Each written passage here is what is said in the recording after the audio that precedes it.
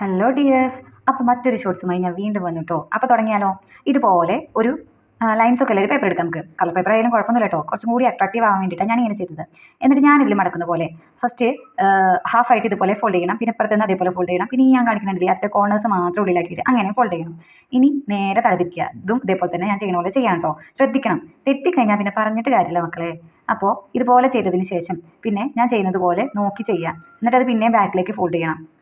ഇപ്പൊ ഏകദേശം നിങ്ങളെ കിളികളൊക്കെ പാറിപ്പോയിട്ടുണ്ടാവില്ലേ? ഞാൻ ഈ ജില്ലക്കാരിയേ അല്ല എന്ന് പറഞ്ഞിട്ട് ആ കിളികളൊന്നും പോകാനേക്കരുത്, തിരിച്ചു കൊണ്ടുവരിക.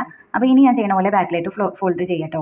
ഫോൾഡ് ചെയ്തതിന് ശേഷം ഇതുപോലെ ഉള്ളിലേക്ക് ഇങ്ങനെ മടക്കിയിട്ട് ഒന്നിൻ്റെ ഉള്ളിലായിട്ട് മറ്റേത് ഇൻസേർട്ട് ചെയ്ത് കൊടുക്കാം. നമ്മുടെ സ്റ്റാൻഡ് റെഡി. ഇനി നമുക്ക് ഇവിടെ എന്താ വെക്കേണ്ടത്? ടു ഡു ലിസ്റ്റോ എന്ത് വേണമെങ്കിലും വെക്കാട്ടോ. നമുക്ക് എന്താണോ അതിൽ കോഡ്സ് എഴുതി വെക്കാം, എന്ത് ചെയ്യാം, അത് നിങ്ങളെ ഇഷ്ടം.